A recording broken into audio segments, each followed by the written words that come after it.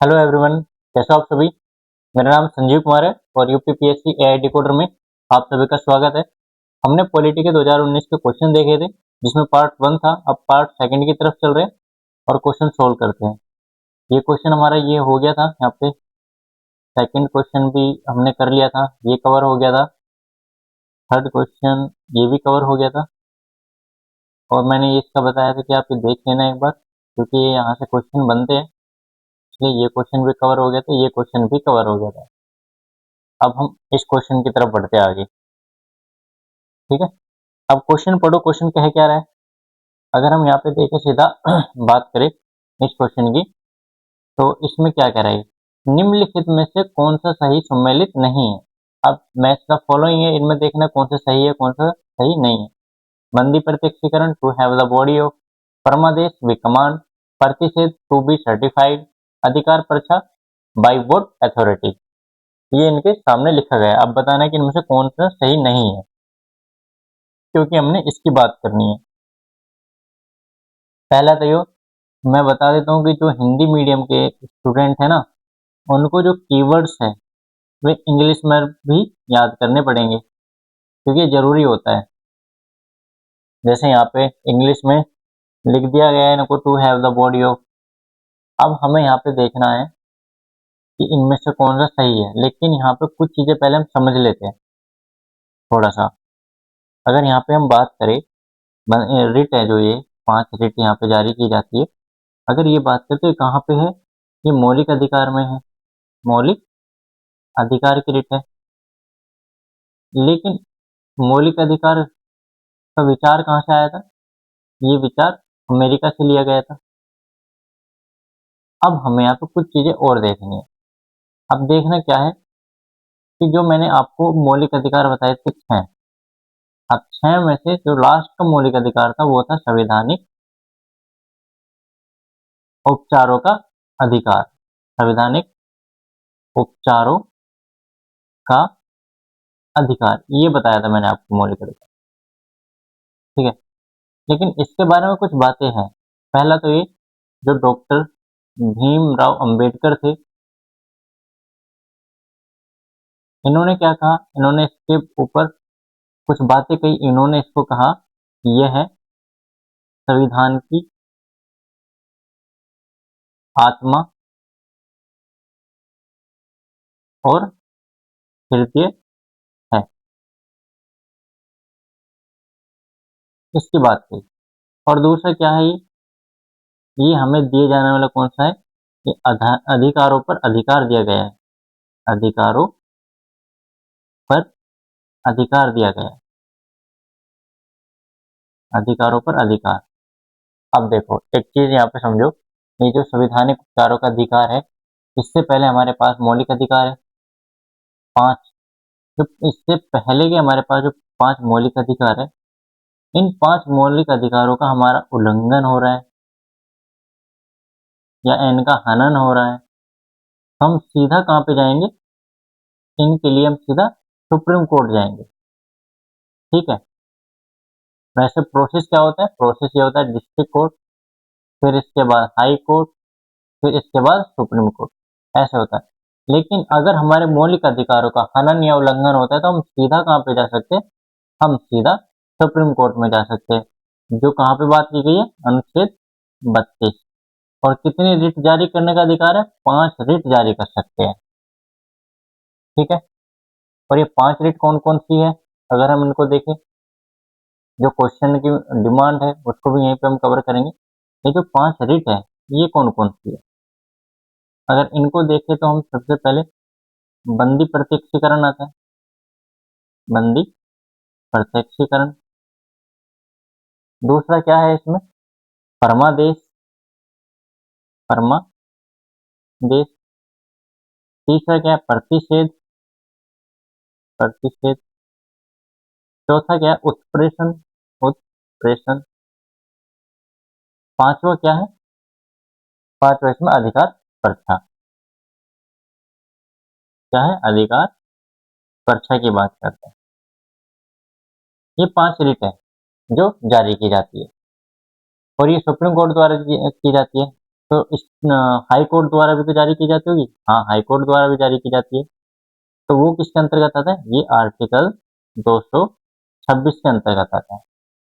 ठीक है, अब हम यहाँ पे जो रिट है इनको एक एक करके एक्सप्लेन कर लेते हैं चीजों को।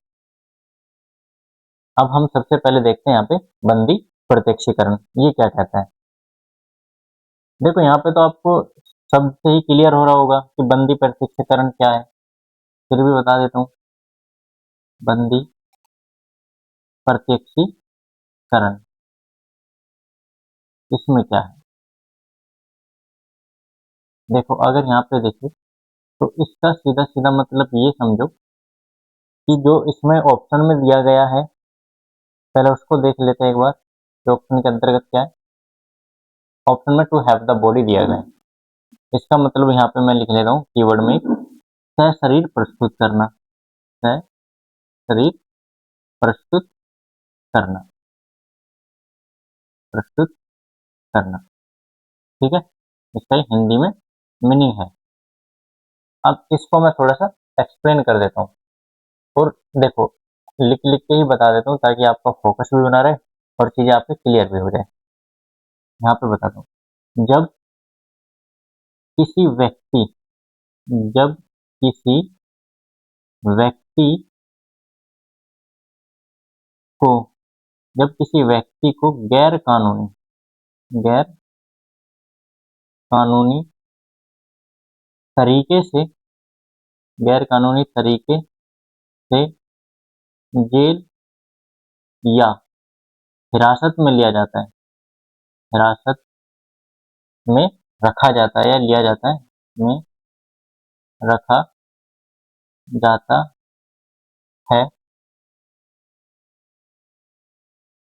तब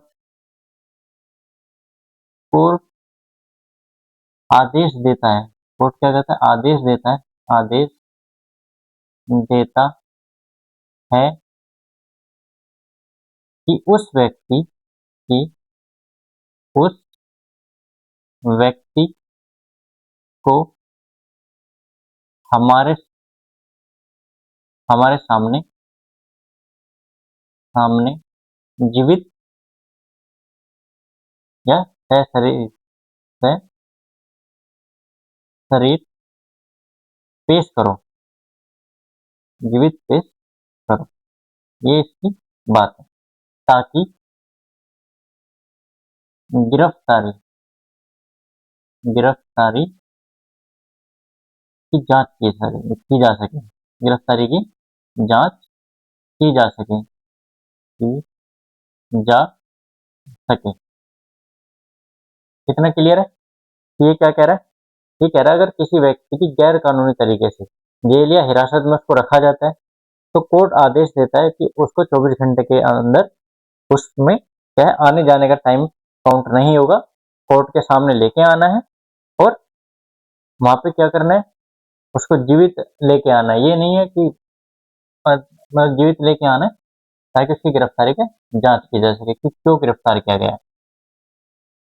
अब इसके बाद इसका जो सेकंड है उसको हम देख लेते हैं परमादेश को। ठीक है, परमादेश या परम आदेश आप ऐसे भी इसको कह सकते हो। सेकंड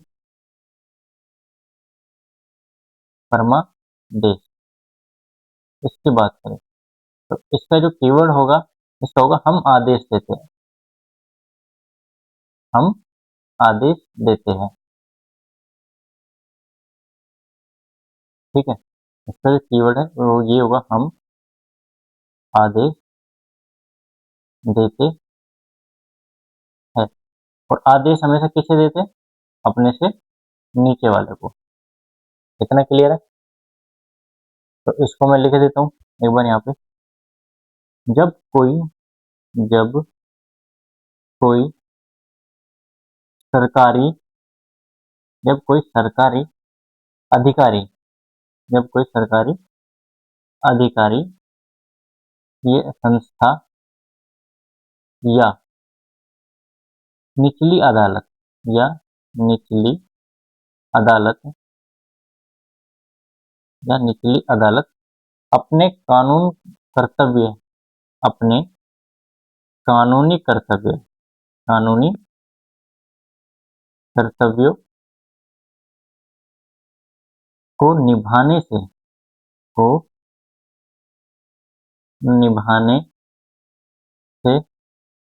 मना कर देती है, निभाने से मना कर देती है।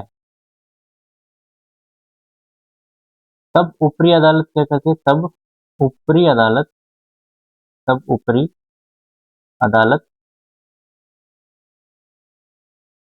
तब ऊपरी अदालत आदेश देती है, उसे आदेश देती है। क्या आदेश देती है? उसको बोलती है कि आप अपना काम ठीक से करो। आदेश देती है कि अपना काम ठीक से करे, ये बोल सकती है। भाई हम जो भी आदेश देते हैं अपने छोटे से को देते हैं ना, कि भाई जो तेरा काम है उसे सही से कर।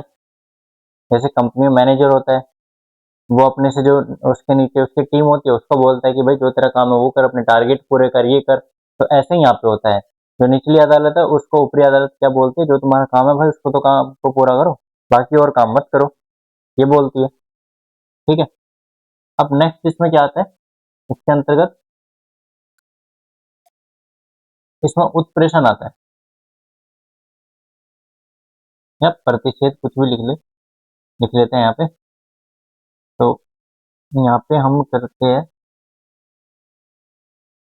उत्प्रेषण की बात। उत्प्रेषण, अब ये उत्प्रेषण क्या है अगर इसकी बात करें? देखो इसका मतलब होता है सुधार या सूचित करना। क्या होता है? सुधार या सूचित करना। सुधार या सूचित करना। ठीक है, इतना क्लियर हुआ? अब सुधार या सूचित कैसे करेंगे? जब निचली अदालत कोई गलत या अधिकार क्षेत्र से बाहर, तो इसको लिख देते हैं, जब निचली अदालत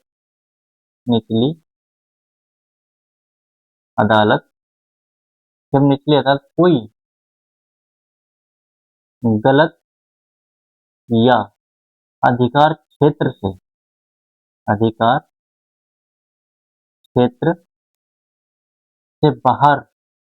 से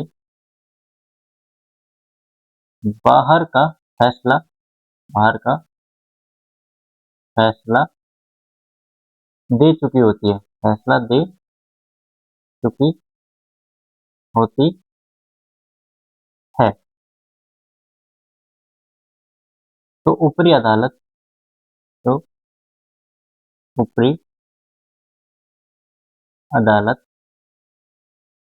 इस रिट को, या इस रिट के जरिए उस मामले के रिकॉर्ड उस मामले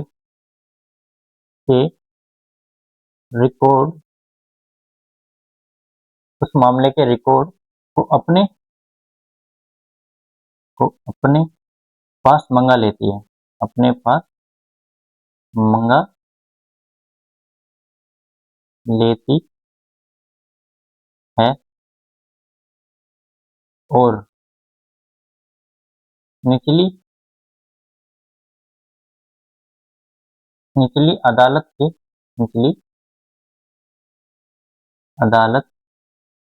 के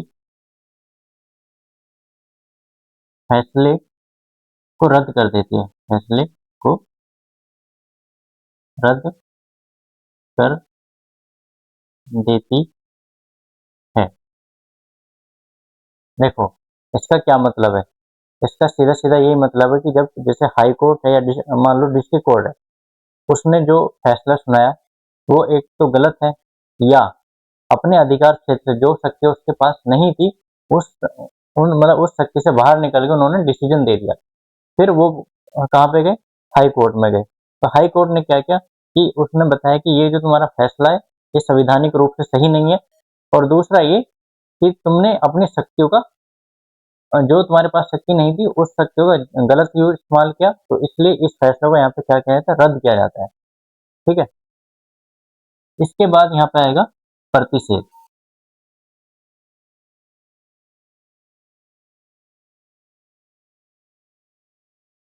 प्रतिषेध में क्या है, प्रतिषेध में भी थोड़ा इसी तरीके से है चीजें, लेकिन इनके दोनों प्रतिषेध और उत्प्रेषण में, दोनों में डिफरेंस है। ठीक है, और माइनर सा ही डिफरेंस है। प्रतिषेध ये क्या कहते हैं, देखो इसका मतलब होता है, अगर इसकी बात करूं तो इस यहाँ पे सूचित करना है और यहाँ पे है रोकना। क्या है, रोकना। ठीक है, अब इसको थोड़ा एक्सप्लेन कर देते हैं। यह है ऊपरी अदालत द्वारा, यह है ऊपरी अदालत द्वारा निचली अदालत को, निचली अदालत को अपने अधिकार क्षेत्र से, निचली अदालत को अपने अधिकार क्षेत्र से, क्षेत्र से, क्षेत्र से बाहर जाकर, क्षेत्र से बाहर जाकर काम करने से रोकने के लिए जारी की जाती है। बाहर जाकर काम करने से, काम करने से रोकने के लिए, रोकने के लिए जारी की जाती है, जारी की जाती है। ठीक है, देखो उत्प्रेषण और प्रतिशोध में से थोड़ा सा डिफरेंस है। बस ये मान लो कि उत्प्रेषण में जब काम हो जाता है, मतलब फैसला सुना दिया गया है, उसके बाद जो फैसला था उसको वो अपने पास मंगवाया, तब जाके उसको रद्द किया। ठीक है, तो हम यहाँ पे कह सकते हैं कि कार्रवाई होने के बाद रोका गया काम है, और यहाँ पे प्रतिषेध में कार्रवाई को बीच में ही रोक दिया जाता है। बस इसमें इतना ही डिफरेंस है। ठीक है, उसको पहले ही बता देते हैं निचली अदालत को कि तुम अपने अधिकार क्षेत्र से बाहर जा रहे हो, इसलिए वो रुक जाता है, उस काम को नहीं करता। और उत्प्रेषण में क्या होता है, उत्प्रेषण में वो फैसला दे चुका होता है। इन दोनों में माइनर डिफरेंस है, इसको ध्यान रखना। अब इसके बाद, एक मिनट, अधिकार प्रच्छा, अगर ये आप लोगों ने लिख लिया हो तो मैं इसको थोड़ा रफ कर रहा हूँ। ये बंदी प्रतिचित्रण यहाँ से हटा देता हूँ। ठीक है,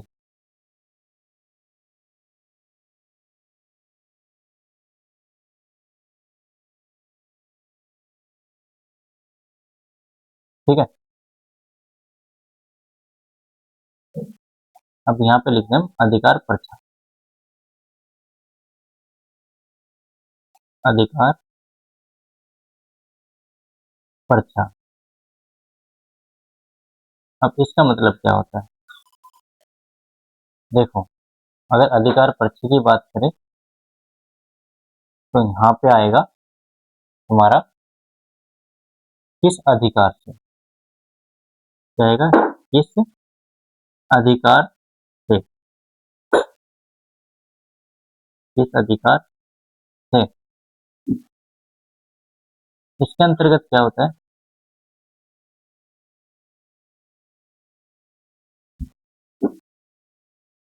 इसमें जब कोई व्यक्ति, जब कोई व्यक्ति, जब कोई व्यक्ति गैर कानूनी तरीके से, गैर कानूनी तरीके से, तरीके से सार्वजनिक, गैर कानूनी तरीके से सार्वजनिक या सरकारी, सार्वजनिक या सरकारी पद पर बैठ जाता है, पद पर बैठ जाता है, तो कोर्ट उससे पूछता है, तो कोर्ट उससे पूछता है कि आप किस अधिकार से अधिकार से इस पद पर काम कर रहे हैं, किस अधिकार से इस पद पर काम कर रहे हैं, काम कर रहे हैं। ठीक है, इसका मतलब यहाँ पे यह है अधिकार परीक्षा में कि किस अधिकार से तुम ये काम कर रहे हो वो बताओ। तो उसमें अपने डॉक्यूमेंट्स दिखाएगा, चीजें दिखाएगा, ज्वाइनिंग चीज दिखाएगा कि उस पद के लिए योग्य है या नहीं। ठीक है, वो सारी चीजें यहाँ पे होगी। अब देखो पांचों रेट मैंने आपको बता दी, बंदी प्रत्यक्षीकरण, परमादेश, उत्प्रेषण, प्रतिषेध और तुम्हारी पांचवी है अधिकार परीक्षा। अब देखो यहाँ पे बंदी प्रत्यक्षीकरण में टू हैव द बॉडी मतलब सशरीर प्रस्तुत करना, ये है। बी कमांड परमादेश मतलब आदेश देना। प्रतिषेध यहाँ पे होगा बी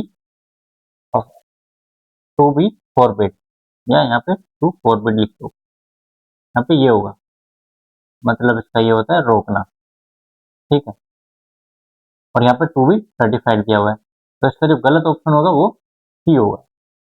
ठीक है, मैं एक बार इनके सामने इनकी इंग्लिश भी लिख देता हूँ ताकि आपको कंफ्यूजन ना हो बिल्कुल भी।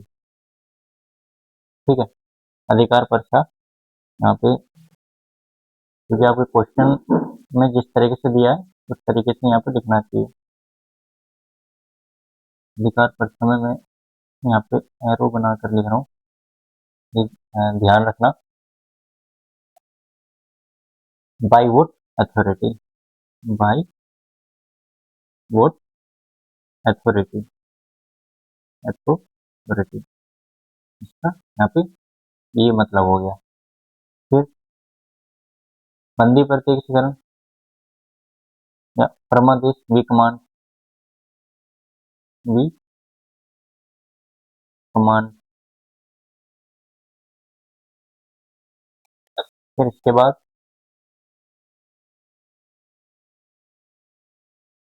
यहाँ पे टू फोर बेट, ये चीजें ओके मैंने लिख दिया ताकि कंफ्यूजन ना हो। ठीक है, अब क्वेश्चन भी आपके समझ में आ गया होगा कि क्या है, किस तरीके से है। और हाँ, इस क्वेश्चन में जो सबसे ज्यादा इंपॉर्टेंट है वो भी एक बार यहाँ पे देख लो, वो क्या है। ये यहाँ पे मान के चलो जैसे सुप्रीम कोर्ट है जो आर्टिकल 32 है, और हाई कोर्ट है जो आर्टिकल 226 है। अगर यहाँ पे पूछा जाए, यहाँ पे ये पूछा जाए कि सुप्रीम कोर्ट और हाई कोर्ट में से दोनों में से किसके पास ज्यादा शक्तियां हैं, इस मामले में किसके पास ज्यादा शक्तियां है, शक्तियां है, इसकी बात करते तो इसका आंसर होगा हाई कोर्ट। क्यों? क्योंकि ये रिट के साथ साथ रिट प्लस अन्य कानून बनाता है, अन्य कानून भी बनाने की शक्ति है, बनाने की शक्ति। ठीक है, शक्ति है इसके पास इस आर्टिकल के अंतर्गत। इतना क्लियर हुआ? अब मुझे नहीं लगता कि रिट के अंतर्गत कोई और भी चीजें छूटी है।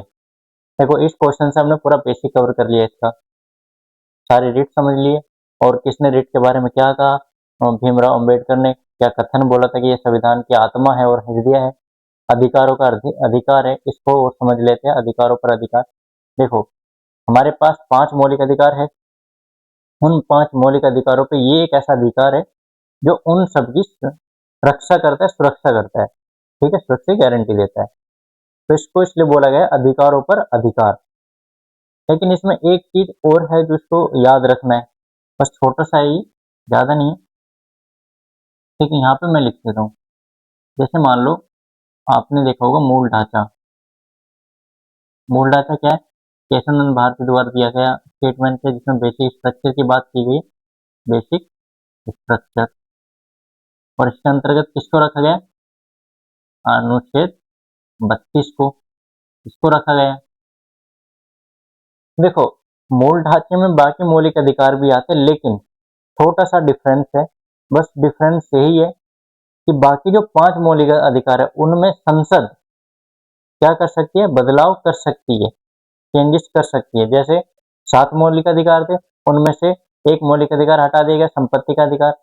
उसके बाद 6 बचे, तो ये क्या गया? संसद ने कानून बनाया। लेकिन संसद अनुच्छेद 32 के ऊपर कोई कानून नहीं बना सकती। ठीक है, बस यही डिफरेंस है, इस बात का ध्यान रखना। संसद बाकी 5 में थोड़ा बहुत संशोधन कर सकती है, लेकिन अनुच्छेद 32 में कुछ नहीं कर सकती। संसद को शून्य शक्तियां प्राप्त है इसमें। अब नेक्स्ट क्वेश्चन की तरफ चलते हैं। देखो, नेक्स्ट क्वेश्चन है धन विधेयक के संबंध में। किसकी बात करते हैं? धन विधेयक की बात कर रहे हैं। धन विधेयक भारत के संविधान के किस अनुच्छेद में परिभाषित किया गया है? बताओ भाई, किस अनुच्छेद के अंतर्गत है? अगर हम यहाँ इसका आंसर देखें तो इसका आंसर हमें बी सही है, इसका 110, जिसके अंतर्गत धन विधेयक की बात की गई है। धन विधेयक, ठीक है। लेकिन बाकी जो आर्टिकल्स है, अनुच्छेद 109, 110, 111, 112, इनमें क्या करना है? देखो, इसको मैं थोड़ा एक्सप्लेन कर रहा हूँ कि आर्टिकल 9 क्या कहता है, आर्टिकल 110 क्या कह रहा है, आर्टिकल 111 क्या कह रहा है और आर्टिकल 112 क्या कह रहा है। तो यहाँ पे हम आर्टिकल 109 देख लेते हैं पहले। अनुच्छेद 109, क्योंकि जो चीज आप पढ़ रहे हो उनमें थोड़ा डीप नॉलेज होना जरूरी है। ठीक है, तो इसमें देखते हैं इसमें क्या है। इसमें धन विधेयक, इसमें किसकी बात करें पहले? इसमें धन विधेयक, धन विधेयक के संबंध में, के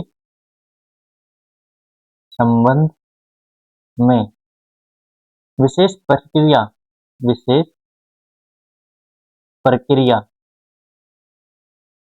विशेष प्रक्रिया का उल्लेख है। क्या है? उल्लेख है। ठीक है, इतना क्लियर हुआ कि विशेष प्रक्रिया का उल्लेख है। और क्या है इसमें? यह बताता है कि धन विधेयक, बताता है कि धन विधेयक, और क्या बता रहा है? धन विधेयक को राज्यसभा, राज्यसभा में पेश नहीं किया जा सकता। राज्यसभा में पेश नहीं किया जा सकता, नहीं किया जा सकता, किया जा सकता। ठीक है, और क्या बता रहा है? ये कह रहा है केवल लोकसभा में पेश किया जा सकता है, केवल लोकसभा में पेश किया जा सकता है, केवल लोकसभा में पेश किया जा सकता है, में पेश किया जा सकता है, किया जा सकता है। देखो, ये 3 स्टेटमेंट आर्टिकल 109 से निकल करके सामने आई है कि विशेष प्रक्रिया और धन विधेयक को राज्यसभा के अंतर्गत मतलब राज्यसभा में पेश नहीं किया जा सकता, केवल कहाँ पे? लोकसभा में। ठीक है, इतना क्लियर हुआ। अगर हम आर्टिकल 111 देखें वो क्या बात करता है, क्योंकि आर्टिकल 110 को हम एक्सप्लेन करेंगे थोड़ा और बाद में, पहले यहाँ पे और चीजें देख लेते हैं। अब यहाँ पे हम अनुच्छेद 111 देखेंगे पहले। अनुच्छेद 111, ये क्या कहता है? इसके अंतर्गत अगर देखें, इसमें विधेयक पर राष्ट्रपति की सहमति की बात करेंगे। क्या करेंगे? यहाँ पे लिखना शुरू कर देता हूं मैं। इसमें विधेयकों पर राष्ट्रपति राष्ट्रपति की सहमति राष्ट्रपति की सहमति का प्रावधान है का प्रावधान है। इतनी बात क्लियर है? ठीक है। अब इसके अंतर्गत बात करते हैं कि जब कोई विधेयक संसद, देखो इसको मैं थोड़ा प्रैक्टिकली चीजें समझा देता हूँ तो यहाँ से और चीजें क्लियर हो जाएगी। जैसे ये संसद है, ठीक है, यहाँ पे तीन चीजें हम लिख लेते हैं।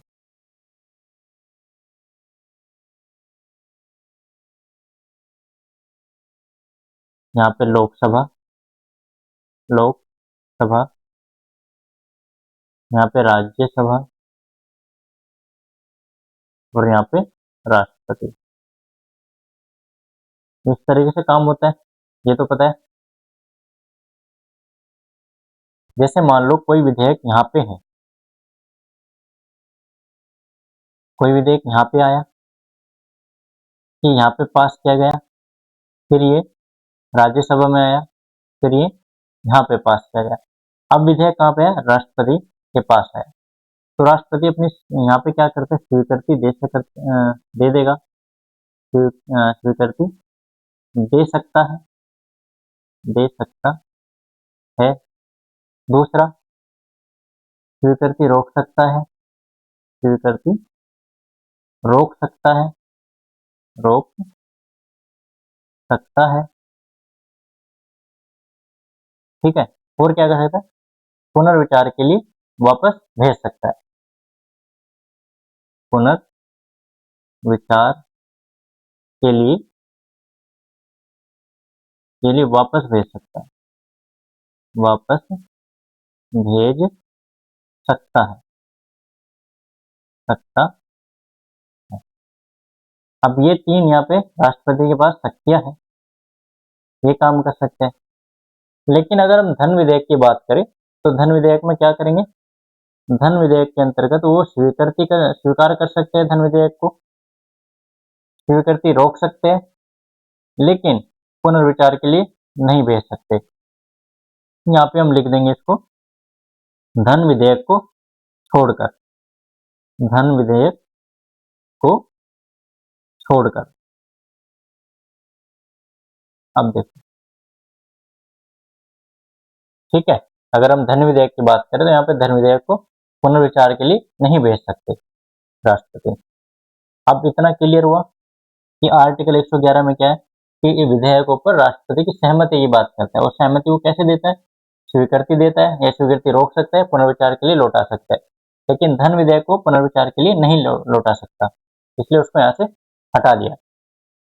अब इतना क्लियर हुआ आर्टिकल 109 और आर्टिकल 111। अब आर्टिकल 112 की बात कर लेते हैं, वो क्या कहता है?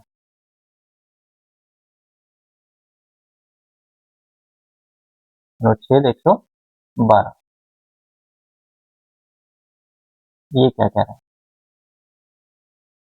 अगर यहाँ पे देखिए तो इसके अंतर्गत क्या आएगा?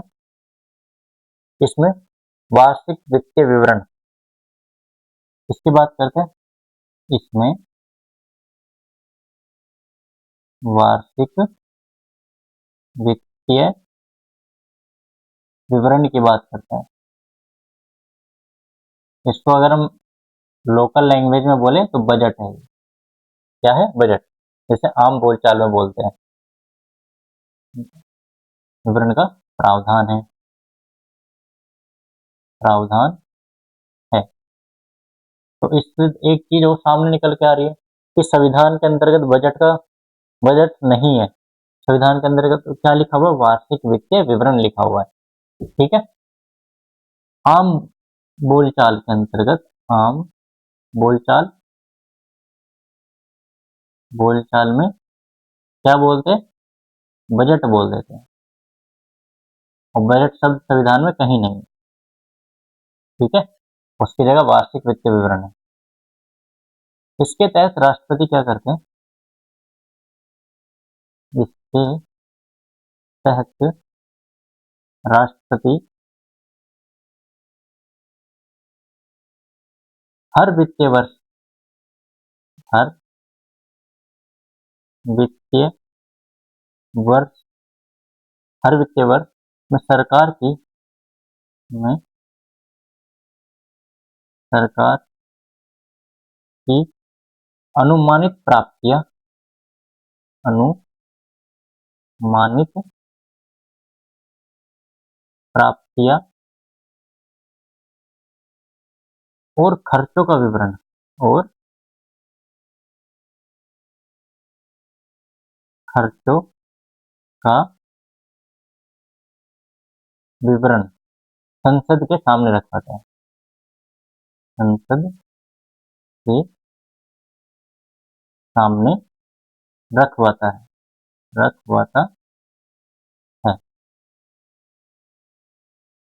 ठीक है, इतना क्लियर हुआ कि बजट किसके अंतर्गत आता है, 112 के अंतर्गत आता है। उसमें राष्ट्रपति क्या करता है कि जो जितनी भी हमारी प्राप्तियां हुई है और जितनी भी खर्चा हुआ है उसका पूरा का पूरा क्या विवरण, वो मतलब सभी लेन देन जो भी हुआ वो कहाँ पे, संसद के सामने रखवा देता है जब इन पे बात करो। ठीक है, अब मैंने आर्टिकल 109, 111 और 112 तो बता दिए। अब अगर हम आर्टिकल की बात करें 110 की, किसकी बात करें हम, 110 की, तो अब हम इसे देख लेते हैं थोड़ा। आर्टिकल 110 में क्या है, धन विधेयक से संबंधित है, और उसको लास्ट में लिखवा रहा हूँ तो इम्पोर्टेंट होगा और ज्यादा, या कुछ नई बातें होगी इसके अंतर्गत। अनुच्छेद 110,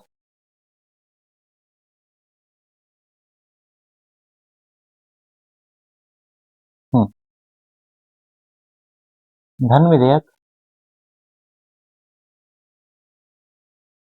धन विधेयक, कोई विधेयक,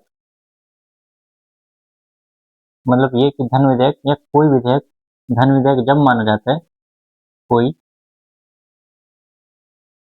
विधेयक, धन विधेयक, धन विधेयक तब माना जाता है, तब माना जाता है जब उसमें, जब उसमें किसके बाद, टैक्स लगाने की बात करता हूँ, टैक्स लगाने, सरकार द्वारा धन उधार लेने, सरकार द्वारा धन उधार लेने, धन उधार लेने, और भारत की संचित निधि से, और भारत की संचित निधि से, संचित निधि से धन निकालने, धन निकालने, इस तरीके के जो विषय होंगे, ये जो विषय है उसमें शामिल होंगे, जैसे विषय, जैसे विषय शामिल हो, जैसे विषय क्या हो, शामिल हो। तो कोई धन विधेयक है या नहीं, इसका अंतिम निर्णय कौन करेगा, ये लोकसभा अध्यक्ष करेगा। मतलब ये धन विधेयक के अंतर्गत ये सारी चीजें है, टैक्स लगाने की बात करता है, सरकार द्वारा धन उधार लेने की बात करता है, भारत की संचित निधि से धन निकालने की बात करते हैं, ऐसे विषय शामिल है। और उसका फिर अंतिम निर्णय कौन करेगा, ये लोकसभा अध्यक्ष करेंगे। ठीक है, यहाँ मैं लिख रहा हूँ यहाँ पे, कोई विधेयक, धन विधेयक, धन विधेयक, कोई विधेयक धन विधेयक है या नहीं, है या नहीं, उसका इसका अंतिम निर्णय, इसका अंतिम निर्णय निर्णय लोकसभा अध्यक्ष करता है, लोकसभा अध्यक्ष करता है, अध्यक्ष करता है। ठीक है, अब देखो ये आर्टिकल 110 आपको बता दिया कि क्या है क्या नहीं, ये सारी चीजें उसमें होनी चाहिए। अब इसमें कुछ बातें और है जो नहीं है और ये देखना भी बहुत जरूरी है। एक होता है धन विधेयक और एक होता है वित्त विधेयक। आपने सुना होगा कि एक होगा धन विधेयक और दूसरा वित्त विधेयक की बात करते हैं।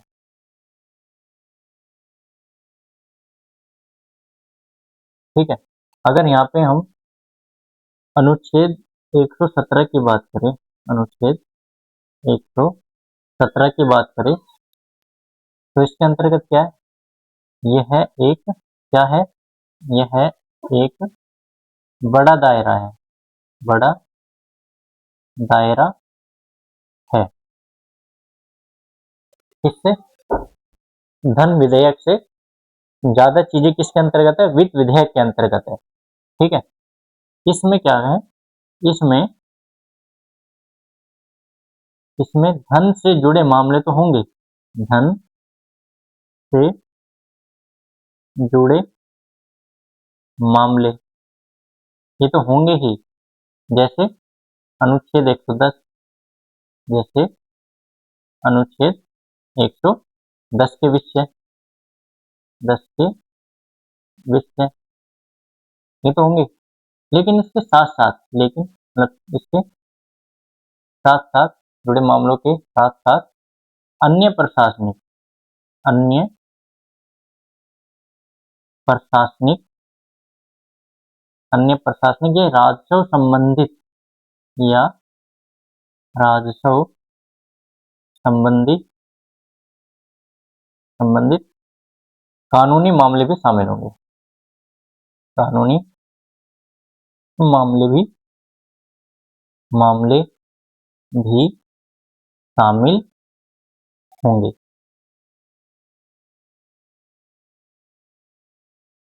अब इतनी चीज क्लियर हुई कि धन विधेयक और वित्त विधेयक की बात कर रहे हैं अगर हम, तो वो क्या है। देखो अब इसमें थोड़ी सी चीजें और है कि हमेशा यहाँ से क्वेश्चन बनते हैं कि धन विधेयक और वित्त विधेयक पे निर्णय कैसे लिए जाते हैं, राज्यसभा की शक्तियां किस पे ज्यादा है किस पे नहीं है, संयुक्त बैठक होती है या नहीं होती, राष्ट्रपति सहमति देगा या नहीं देता, ये सारी चीजें। ठीक है, अरे मैंने इसमें आपको ये तो लिखा ही नहीं कि वित्त विधेयक है,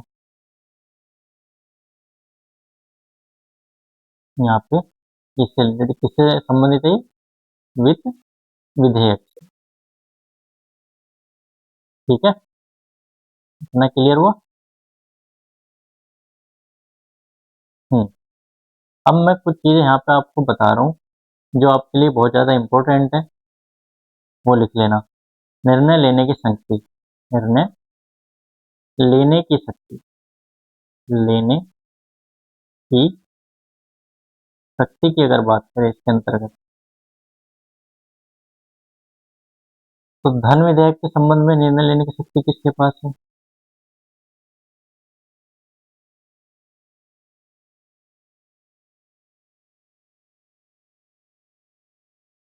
धन विधेयक से संबंधित, अगर धन विधेयक की बात करें, धन विधेयक से संबंधित और वित्त विधेयक से संबंधित, पहले धन विधेयक की बात करेंगे हम। यहाँ पे कोई धन विधेयक है या नहीं इसका अंतिम फैसला कौन करेगा, लोकसभा अध्यक्ष करेंगे। ठीक है, उनका फैसले को राष्ट्रपति द्वारा अदालत में चुनौती नहीं दी जा सकती। ये ध्यान रखना। इसमें एक नया फैक्ट है, मैं यहाँ पे लिख रहा हूँ ये चीजें कि अंतिम फैसला कौन करेंगे। अंतिम फैसला किसके पास है? फैसला लोकसभा अध्यक्ष करेंगे। लोकसभा अध्यक्ष द्वारा कि यह धन विधेयक है या नहीं, कि यह धन विधेयक है, धन विधेयक है या नहीं, इस संबंध में, या नहीं इस संबंध में। ठीक है, इतना क्लियर हो गया। अब इसमें एक चीज और देखते हैं जो मैंने अभी बताई है कि उनके फैसले, जो लोकसभा अध्यक्ष है, इन्होंने जो डिसीजन लिया, उनके फैसलों को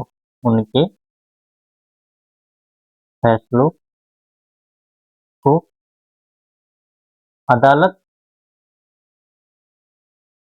या राष्ट्रपति द्वारा चुनौती नहीं दी जा सकती। राष्ट्रपति द्वारा चुनौती नहीं दी जा सकती, नहीं दी जा सकती। इतना क्लियर हो गया। देखो स्टेटमेंट क्वेश्चन यहाँ से भी यहीं से बनते हैं, इसी तरीके से का जो पैटर्न होता है। ठीक है, अगर हम यहाँ पे वित्त विधेयक की बात करें, वित्त विधेयक, क्योंकि यहाँ पे मैं आप लोगों को डिफरेंस बताता चल रहा हूँ दोनों में कि वित्त विधेयक क्या कहता है। अगर इसमें देखें तो इसके लिए लोकसभा जो अध्यक्ष है तो विशेष प्रमाण की आवश्यकता नहीं होती। यहाँ पे हम लिख सकते हैं कि इसके लिए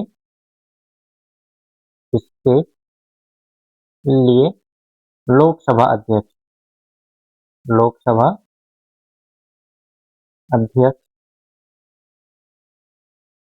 के किसी लोकसभा अध्यक्ष के किसी विशेष प्रमाण पत्र की आवश्यकता नहीं होती, की आवश्यकता नहीं होती, नहीं होती। अब चीजें क्लियर हुई या नहीं? देखो यहाँ पे विशेष क्या था? विशेष ये था कि लोकसभा अध्यक्ष ने डिक्लेयर किया है कि ये धन विधेयक है या नहीं। यहाँ पे लोकसभा वित्त विधेयक में यहाँ पे लोकसभा अध्यक्ष का कोई ऐसा डिसीजन नहीं रहता कि ये वित्त विधेयक है या नहीं, ऐसा कोई नहीं, अपना लेके आओ, अपना सीधा पास हो जाता है ये। ठीक है, अगर हम यहाँ पे देखें राज्यसभा की शक्ति की बात करें, इसमें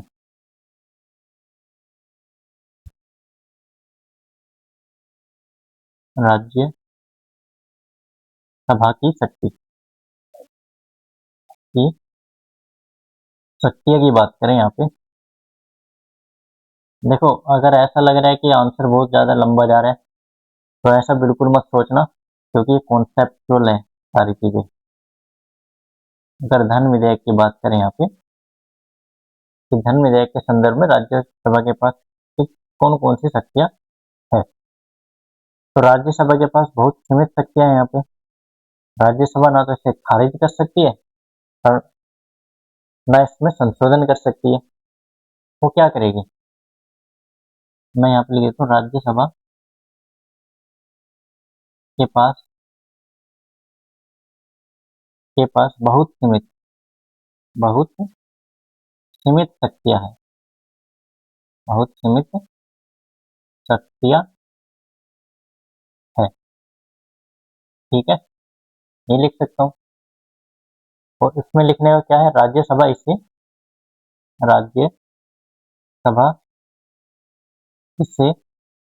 ना तो खारिज कर सकती है, ना तो खारिज कर सकती है कर सकती है और क्या आएगा इसके अंतर्गत, और ना ही इसमें कोई संशोधन कर सकती है, इसमें कोई संशोधन, इसमें ना कौन कोई संशोधन कर सकती है, कर सकती है। ठीक है, इतना क्लियर हुआ। और क्या है इसमें, अधिकतम, अधिकतम 14 दिनों, 14 दिनों तक रोक सकती है, तक रोक सकती है, रोक सकती है, केवल सुझाव दे सकती है, केवल सुझाव दे सकती है, सुझाव दे सकती है। अब ये चीजें क्लियर हो गई कि धन विधेयक में राज्यसभा की कौन कितनी शक्तियां है, ना के बराबर है। ठीक है, अब वित्त विधेयक की बात करें, यहाँ पे अगर वित्त विधेयक देखें तो इसमें लोकसभा और राज्यसभा की बराबर शक्तियां होती है। ठीक है, मतलब ये मान लो कि जो सामान्य विधेयक है ना, उनके बराबर यहाँ पे शक्तियां होती है। ठीक है, वित्त विधेयक की बात करें अगर विधेयक में राज्यसभा की शक्तियों की बात करें तो सामान्य जो विधेयक है उनके बराबर ही होगी। ठीक है, तो यहाँ पे लिख देता हूँ मैं, राज्यसभा, राज्यसभा को सामान्य, सामान्य विधेयकों की तरह, सामान्य विधेयकों की तरह,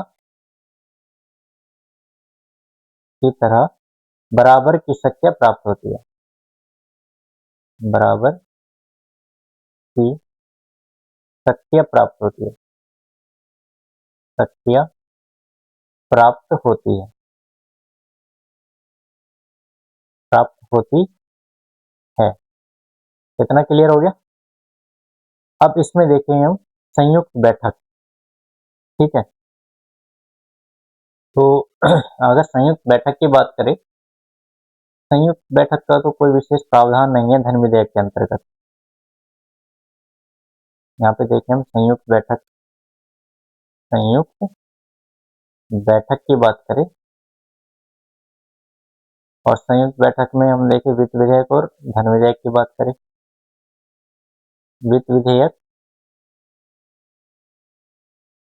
और धन विधेयक, इन दोनों को देखें तो इनमें हमारी जो बैठक है धन विधेयक में नहीं होगी। ठीक है, धन विधेयक के अंतर्गत संयुक्त बैठक का कोई प्रावधान नहीं है। ठीक है, इतना क्लियर है। और वित्त विधेयक में संयुक्त बैठक बुला सकते हैं, यहाँ पे प्रावधान है। देखो एग्जाम में क्वेश्चन गलत नहीं होने चाहिए, मैं बड़े सीक्वेंस वाइज चीजें लेके आया हूँ ताकि स्टेप बाय स्टेप आपको भी पता चले चीजें कैसे आगे बढ़ रही है। ठीक है, अब यहाँ पे देखते हैं हम राष्ट्रपति की सहमति की बात करें, अगर राष्ट्रपति की सहमति की बात करें, राष्ट्रपति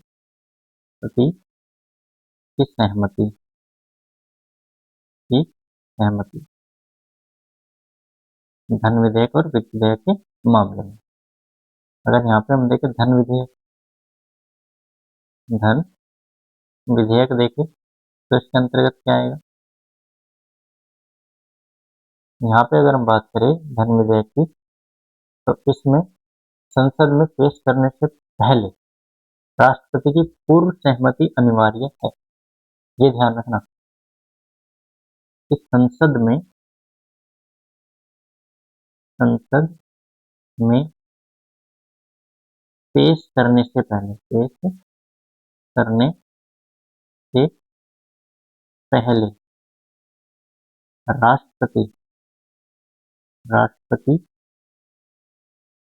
की पूर्व अनुमति, पूर्व अनुमति अनिवार्य है, अनिवार्य है। ठीक है, मतलब ये जब संसद पे विधेयक लेके आ रही है तो बताएगी राष्ट्रपति को कि हम वित्त विधेयक लाना चाहते हैं, तब राष्ट्रपति बोलेगा ठीक है लेके आओ। अब राष्ट्रपति इसे पुनर्विचार के लिए वापस नहीं भेज सकता, या तो पास करेगा या रोक सकता है। ये मैंने आपको बता दिया था, लेकिन फिर भी यहाँ पे लिख सकता हूँ कि राष्ट्रपति इसे पुनर्विचार के लिए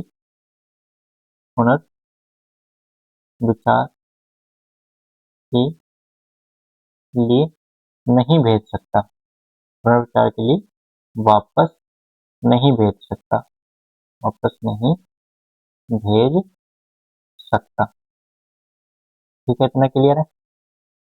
वो क्या कर सकते हैं, वो स्वीकार कर सकते हैं, स्वीकार कर सकते हैं या अस्वीकार कर सकते हैं। या तो में पास करेंगे या उसको रोक सकते हैं, रोक सकते हैं। और वैसे भी जब राष्ट्रपति से पूछ के लेके आ रहे तो रोकेंगे तो है नहीं, स्वीकार ही करेंगे, नॉर्मल है।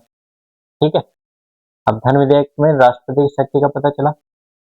अब हम वित्त विधेयक में बात करते हैं, राष्ट्रपति की शक्ति क्या है।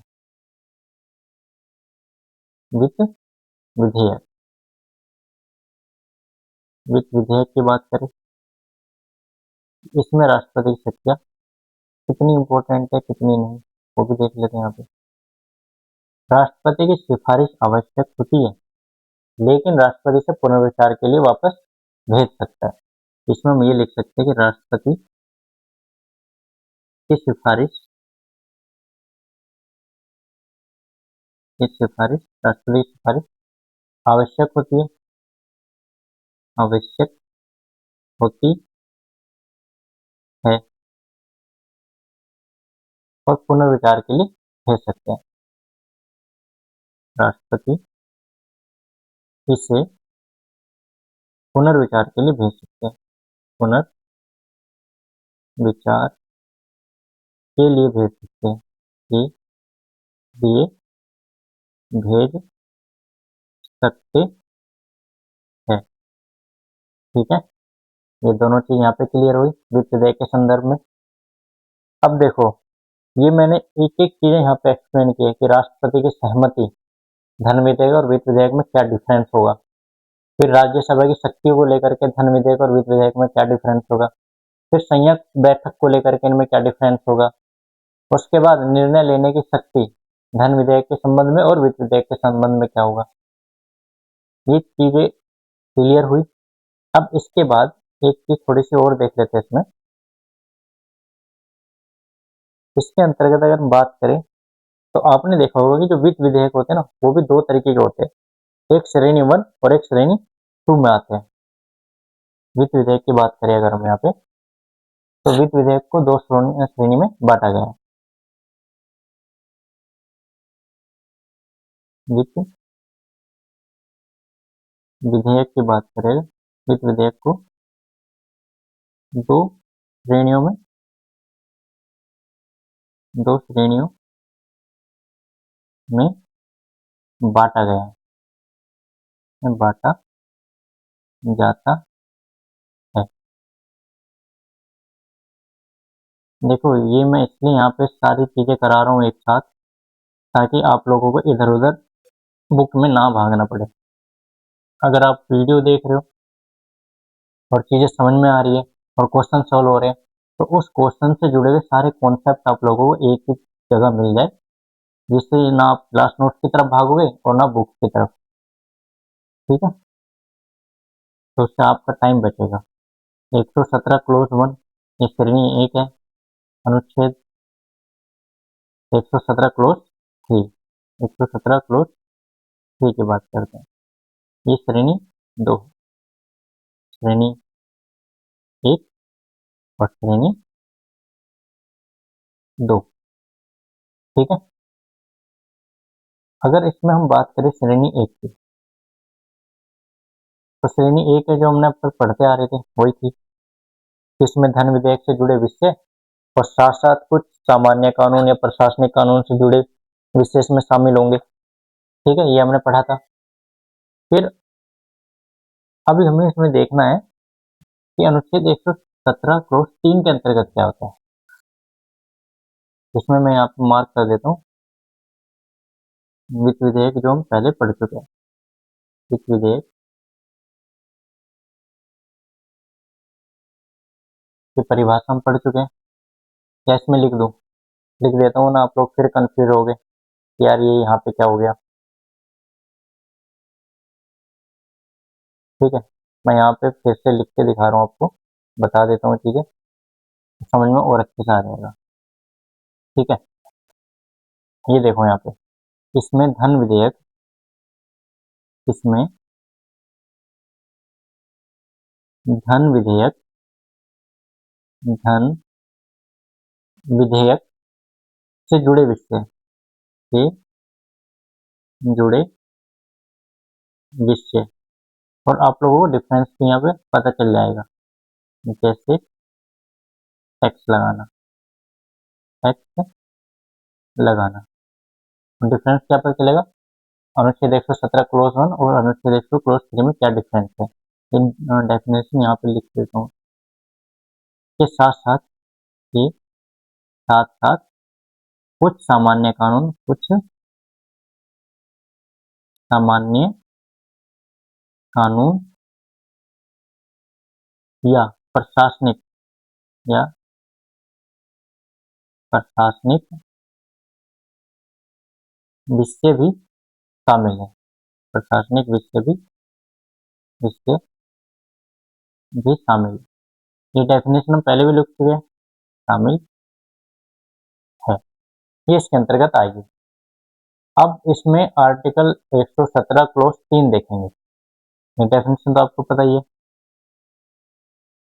और इसको देखने के लिए थोड़ा सा इसको मैं लिख देता हूँ यहाँ पे। यहाँ पे क्या आएगा कि इसमें भारत की जो संचित निधि है, तो जो खर्च करने से जुड़े प्रावधान होते हैं ना, वो यहाँ पे आएंगे, मतलब जो खर्चे हुए हैं उनको यहाँ पे ऐड किया जाएगा। तो इसमें हम यहाँ पे इसको लिख सकते हैं कि इसमें भारत की संचित निधि, इसमें भारत की संचित निधि, इसमें भारत की संचित निधि से, भारत की संचित निधि से खर्च करने से जुड़े प्रावधान होते हैं, संचित निधि से खर्च करने से जुड़े प्रावधान।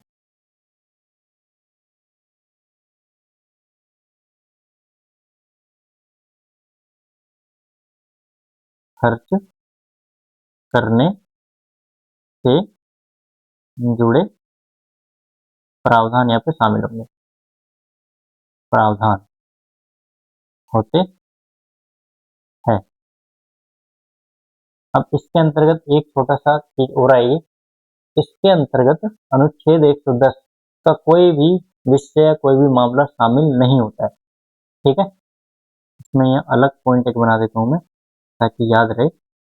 इसमें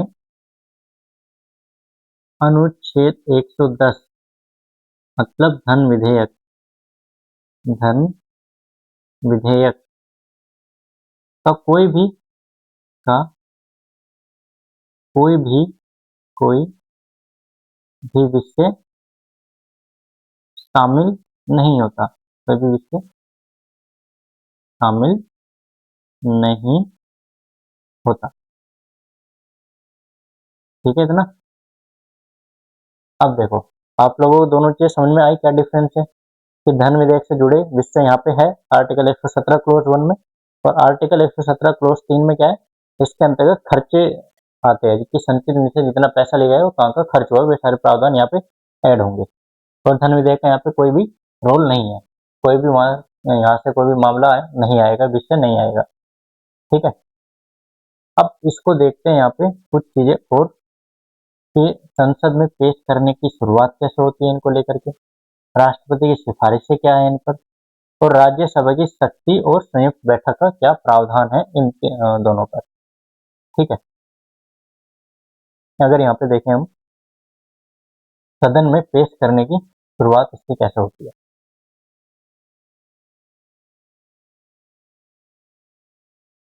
देखो यहाँ पे अगर हम यहाँ पे मैं नोट डाउन कर देता हूँ क्योंकि स्पेस कम है, नेक्स्ट लाइन पे क्वेश्चन है तो थोड़ा एडजस्ट करनी पड़ेगी चीजें। सदन में पेश करने की शुरुआत, पेश करने की शुरुआत। अगर इसको ऐसे भी समझ लो कि संसद के किसी भी सदन में पेश किया जा सकता है। अगर किसी भी सदन में पेश किया जाएगा तो नॉर्मल है, राष्ट्रपति की शक्तियां भी सभी होगी यहाँ पे। और राज्यसभा में क्या होगा, यहाँ पे दोनों में संयुक्त अधिवेशन की बात की जा सकती है। तो मतलब ये मान लो यहाँ पे इसमें लिखने का भी कोई जरूरत नहीं होगी, इतना लेकर चलो कि जितनी यहाँ पे नॉर्मल विधेयक होते हैं ना उसी तरीके से यहाँ पे काम होता है बस, क्योंकि फिर से वो नॉर्मल विधेयक की बात यहाँ पे रिपीट हो जाएगी। इसलिए जो मेजर डिफरेंस था वो मैंने आपको यहाँ पे बता दिया वित्त विधेयक और विधेयक में। और जो यहाँ पे था कि वित्त विधेयक को दो श्रेणी में बांटा गया, वो भी यहाँ पे डेफिनेशन भी क्लियर कर दिए। ठीक है, और मेरे हिसाब से इस क्वेश्चन में और कुछ ज्यादा नहीं है।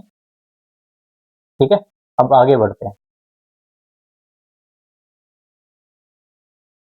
किसने कहा था, क्वेश्चन, भारत एक अर्ध संघात्मक राज्य है? ये बात किसने कही? किसने कहा कि भारत एक अर्ध संघात्मक राज्य है? Lord Bryce, Ivor Jennings, H J Laski या केसी बियर? अगर हम इसके सही आंसर की बात करें तो इसका सही आंसर डी होगा, केसी बियर। ठीक है, अब हम इसके पहले ऑप्शंस को देख लेते हैं कौन किससे जुड़ा है। ठीक है, अगर इसको यहाँ पे हम बताए क्वेश्चन को, तो इसमें पहले ऑप्शन ए देख लेते हैं, लॉर्ड ब्राइस। लॉर्ड ब्राइस के अंतर्गत क्या आएगा, इसमें अगर हम देखें तो इन्होंने भारतीय संघवाद के संदर्भ में कोई टिप्पणी नहीं की है अर्थसंघात्मक को लेकर। तो हम ये कह सकते हैं कि भारतीय संघवाद को अर्ध संघात्मक राज्य नहीं कहा है, अर्ध संघात्मक राज्य नहीं कहा, राज्य नहीं कहा, नहीं कहा। ठीक है, इतना क्लियर है।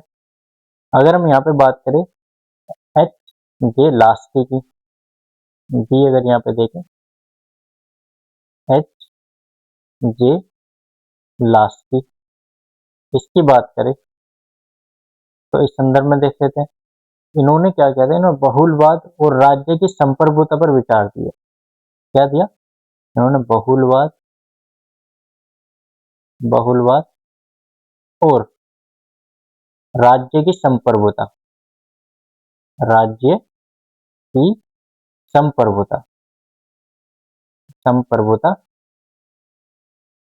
पर विचार दिए, संप्रभुता पर विचार दिए, विचार दिए। अब ये दो जो ये इन दोनों का क्लियर हुआ, लॉर्ड ब्राइस और एच जे लास्की का। अब नेक्स्ट देखते हैं इसमें आइवर्जन सिंह, थर्ड आइवर्जन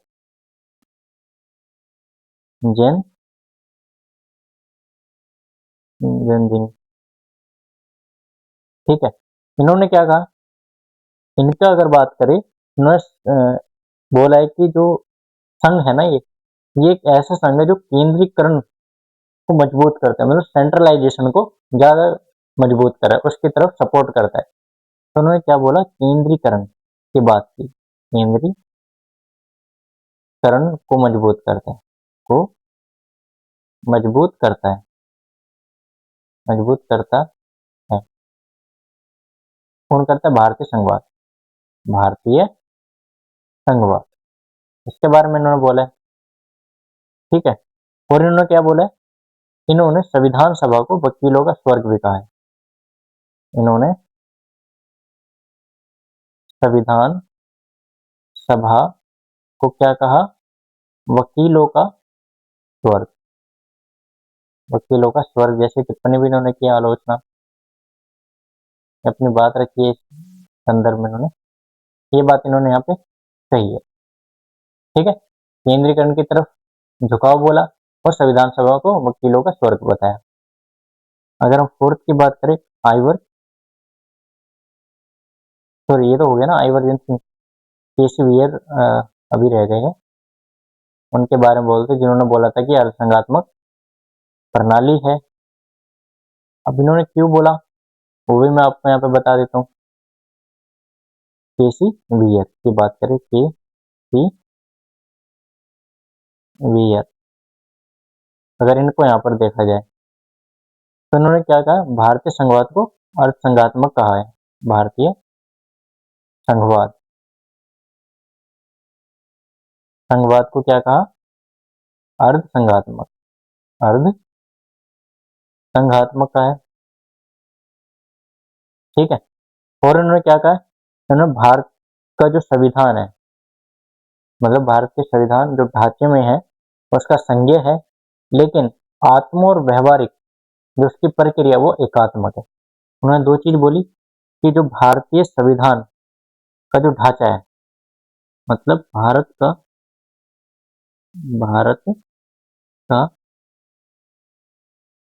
संविधान ढांचे में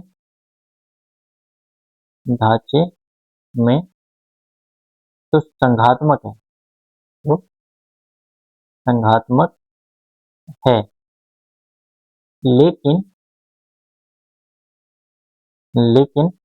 अपनी आत्मा या व्यवहारिक रूप में, लेकिन अपनी आत्मा या व्यवहारिक रूप में एकात्मक है। व्यवहारिक रूप में एकात्मक है, रूप में एकात्मक है। ठीक है, अब इतनी चीजें क्लियर हुई कि भारतीय संघवाद की इन्होंने बोला अल्पसंघात्मक, और इन्होंने बोला कि भारत का जो संविधान का ढांचा है वो संघात्मक है, लेकिन उसकी आत्मा और व्यवहारिक रूप क्या है? एकात्मक है। क्यों कहा इन्होंने? कुछ तो रीजन होगा, क्योंकि इन्होंने बोला है कि जब आपातकाल जैसी स्थिति आती है, जब आपातकाल जैसी स्थिति आती है तो तब होता क्या है? तब मैक्सिमम शक्ति किनके पास चले जाती है? केंद्र के पास चले जाते हैं। इसलिए उन्होंने ये बोला। तो इसमें हम लिख सकते हैं कि इसमें आपातकाल जैसी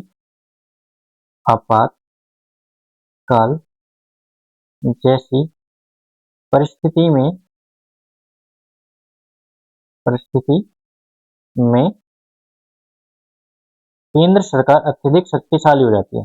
परिस्थिति में केंद्र सरकार अत्यधिक शक्तिशाली हो जाती है, शक्तिशाली हो जाती है, हो जाती है। ठीक है, अब ये क्लियर है, हो गया कि उसका रीजन क्या था ये सब बोलने का। अब इसमें मैं दो विचारक और यहाँ पे रख रहा हूँ, ताकि अगर क्वेश्चन में नेक्स्ट टाइम आए तो उसको देख लेना। ठीक है, पांचवा, ग्रेनविल ऑस्टिन। क्या है? ग्रेनविल ऑस्टिन, ग्रेनविल ऑस्टिन, इसकी बात करें तो इसमें क्या है? ये किसकी बात करता है? भारतीय संघात्मक में ये सहकारी संघवाद की बात करता है। सहकारी संघवाद, संघवाद की बात करता है। और सहकारी संघवाद क्या होता है? केंद्र राज्य एक दूसरे पर निर्भर रहते हुए सहयोग से काम करते हैं। हम ये लिख सकते हैं कि केंद्र व राज्य एक दूसरे के ऊपर निर्भर रहकर सहयोग से कार्य करते हैं, सहयोग से कार्य करते हैं, कार्य करते हैं। अब इसकी डेफिनेशन क्लियर हुई आप लोगों के सामने, सहकारी संघवाद है क्या। अब इसमें अगर हम नेक्स्ट, ये तो क्वेश्चन हो गया, नेक्स्ट की बात करें कि नेक्स्ट जो विचारक है वो कौन है, मोरिस जोन्स। तो सिक्स है, उनका नाम है मोरिस जोन्स, मोरिस जोन्स। ये क्या कहते हैं, इन्होंने शोधाकारी संघवाद की बोला, शोधाकारी संघवाद जैसे आलोचना की है भारतीय संघवाद की। ठीक है, ये चीजें याद रखना कि शोधाकारी किसने कहा है, सहकारी संघवाद किसने कहा है, अर्ध संघात्मक किसने कहा है, केंद्रीकरण की बात किसने की है, संविधान सभा में वकीलों का स्वर किसने कहा है। ठीक है, ये सारी चीजें यहाँ पे क्लियर है। नेक्स्ट क्वेश्चन देखते हैं। संविधान की प्रस्तावना का विधिक स्वरूप की बात कर रहे हैं। संविधान की प्रस्तावना का विधिक मतलब कानूनी स्वरूप क्या है, कानूनी स्वरूप क्या है, यह लागू किया जा सकता है, यह लागू नहीं किया जा सकता, विशेष परिस्थितियों में लागू किया जा सकता है, उपयुक्त में से कोई नहीं। देखो, अगर हम इसके एक्टिव सही आंसर की बात करें तो वो बी होगा। ठीक है, बी इसका सही आंसर है इसकी बात करें। लेकिन क्यों है सही, वो एक बार हम यहाँ पे देख लेते हैं। देखो, आपने जब प्रस्तावना 2000 जब 18 की मैंने सीरीज कराई थी, वहाँ पे प्रियम्बल बताया था और उसमें कुछ चीजें भी बताई थी। लेकिन यहाँ पे मैं एक चीज आपको बता रहा हूँ कि जो प्रियम्बल है ना, वो क्या है, ऐसे लेकर चलो कि जब कभी संसद को या कोर्ट को संविधान की कोई भाषा या कोई शब्द समझ में नहीं आता, तो तब वो किसका इस्तेमाल करते हैं, तो वो प्रस्तावना का इस्तेमाल करते हैं और उसको समझते हैं। तो उससे क्या होता है कि प्रस्तावना एक डिक्शनरी की तरह काम करती है। किसकी तरह काम करती है, डिक्शनरी की तरह वर्क करती है। और जब कोई चीज डिक्शनरी की तरह वर्क कर रही है, दूसरे इसमें और क्या चीज है, ये अन्य भागों से, जो अन्य भाग है ना संविधान के अंतर्गत, इनसे स्वतंत्र होकर, इनसे स्वतंत्र होकर कोई कानूनी प्रभाव नहीं रखती है, प्रभाव नहीं रखती है। ये भी है इसमें, ये सभी भागों से स्वतंत्र है और इसका कोई कानूनी प्रभाव नहीं है, क्योंकि ये किस तरीके से काम करती है, एज ए डिक्शनरी वर्क करती है। ठीक है, और दूसरा ये कि ये न्यायालय में इसको चुनौती भी नहीं दी जा सकती। अब इतना क्लियर हुआ, तो इसका आंसर क्या होगा, यह लागू नहीं किया जा सकता। ठीक है, क्योंकि एज ए डिक्शनरी काम करती है, संविधान की परिभाषा को समझने में काम करती है और ये अन्य भागों से स्वतंत्र है। ठीक है, नेक्स्ट क्वेश्चन, निम्नलिखित में से भारत के संविधान के इसमें पर्यावरण संरक्षण की बात की गई है और संवर्धन तथा वन एवं वन्य जीवन के रक्षा के प्रावधान पाए जाते हैं। देखो, ये बात हमारे डीपीएसपी के नीति निर्देशक तत्व में भी कही गई है और ये बात हमारे मूल कर्तव्यों में भी कही गई है। तो इसका सही आंसर इन दोनों को मिला दे तो ए और बी होगा। ठीक है, इतना क्लियर है। अगर हम इसमें देखें और चीजें क्या है, तो इसको थोड़ा वैसे समझ लेते कि किस आर्टिकल के अंतर्गत आता है।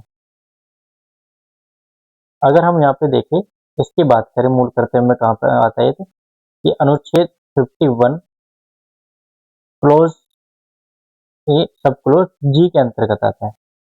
ठीक है, अगर हम यहाँ पे देखें कि ये राज्य नीति निर्देशक तत्व के अंतर्गत कहाँ आता है, ये अनुच्छेद 48 ए के अंतर्गत आता है।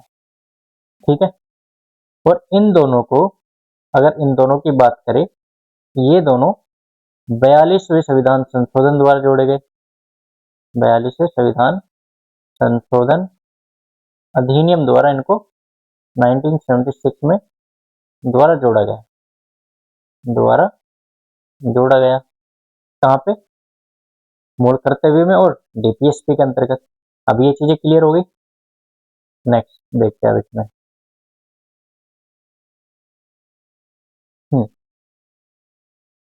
पंचायतों के संदर्भ में निम्नलिखित में से कौन सा कथन सही है? 50% सीटें अनुसूचित जाति जनजाति की महिलाओं के लिए आरक्षित है। देखो ये मैंने आपको शुरू में क्लियर किया था जब आर्टिकल्स बताए थे। ग्राम सभा एक निकाय है जिसमें गांव के रहने वाले सभी लोग शामिल होते हैं, और मध्यवर्ती स्तर पर एक पंचायत होगा, ये भी बताया था। नहीं, ठीक है, ये नहीं बताया था, ये दोनों अभी मैंने नहीं बताया, सिर्फ ये बताया था। अब ये क्यों गलत है? क्योंकि मैंने आपको बताया था 33% की बात की गई है महिलाओं के लिए, और यहाँ पे कितना बात कर रहा है? 50 की बात कर रहा है। अलग अलग राज्य में अलग अलग आरक्षण की परसेंटेज हो सकती है, लेकिन अगर हम संविधानिक बात करें तो 50% तो है नहीं, वहां पे कितना है? 33% है। ठीक है। अगर हम यहाँ पे बात करें, ग्राम सभा एक निकाय है, वो ठीक है, जिसमें गांव के रहने वाले सभी लोग होते हैं, वो तो ठीक है, गांव के रहने वाले सभी लोग होते हैं, लेकिन ग्राम सभा के अंदर शामिल कौन होगा? जो 18+ होंगे, जो लोग वयस्क होंगे, उनको शामिल किया जाएगा। जो किस में होंगे? जो मतदाता सूची में जिनका नाम होगा, मतदाता सूची के अंतर्गत जिनका नाम पंजीकरण होगा, ये वे सब यहाँ पे आएंगे। 18 से कम एज के नहीं आएंगे। ठीक है। अब मध्यवर्ती स्तर पर एक पंचायत होगी, ये ठीक है, क्योंकि इसमें क्या है? इसमें इस तरीके से पिरामिड काम करता है। एक मिनट,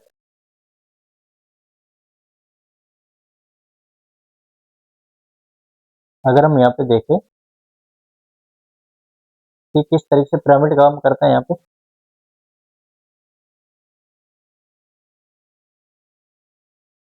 ये देख लेते हैं। जैसे ये शीर्ष है, ये मध्य है, और ये निचला स्तर है। 3 स्तर पे काम करते हैं, मतलब त्रिस्तरीय ढांचा है। ये तो समझते हो आप लोग, त्रिस्तरीय ढांचे की बात करते हैं। इसमें क्या है? शीर्ष हो गया, निचला स्तर हो गया, और मध्य हो गया। यहाँ पे मध्य की बात कर रहे हैं। और मध्य कब आता है? मध्य जब आता है जब किसी गांव में या किसी राज्य में, ये राज्य लेकर चलेंगे यहाँ पे, किसी राज्य में 20 लाख से अधिक जनसंख्या हो तो वहां पे मध्य स्तर को शामिल किया जाएगा। ठीक है। अगर 20 लाख से कम है तो वहां पे द्विस्तरीय ढांचा होगा, शीर्ष और ये होगा, शीर्ष और निचला। ठीक है, बस इसमें इतना ध्यान रखना।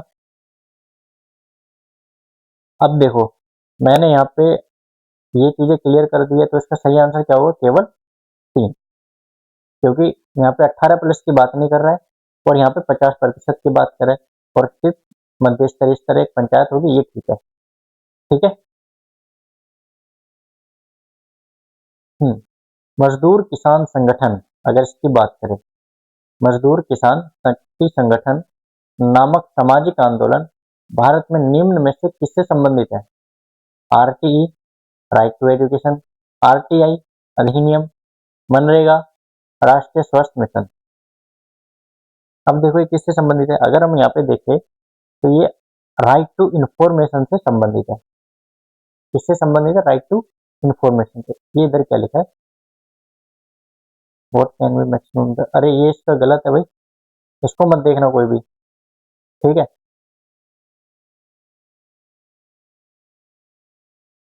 रिप्रेजेंट यूनियन टेरिटरी लोकसभा, इसका वैसे आंसर 20 होगा, लेकिन ये दो क्वेश्चन अलग अलग है। ठीक है, इनमें कोई मैच नहीं आपस में।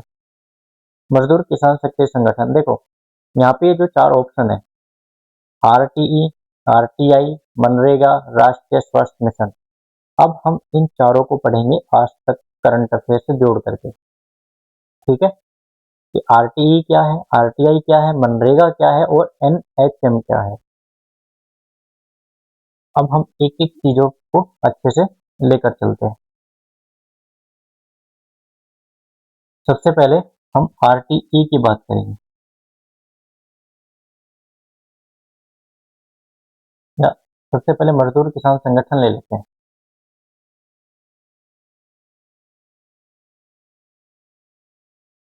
मजदूर किसान संगठन,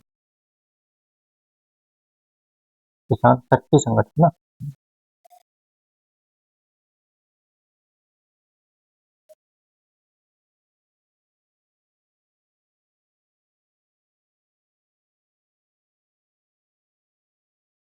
शक्ति संगठन, इसकी बात करते हैं। इसको क्या बोलते हैं? MKSS, मजदूर किसान शक्ति संगठन।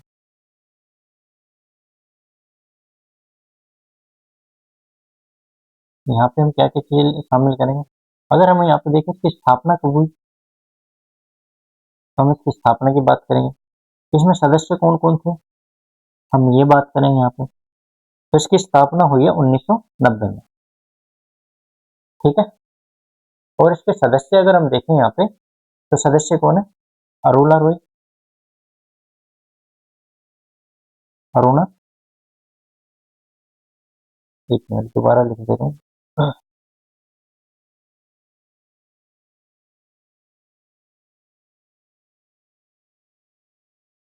अरुणा रॉय, ठीक है। दूसरे शंकर सिंह, शंकर सिंह। और तीसरे कौन है? निखिल डे,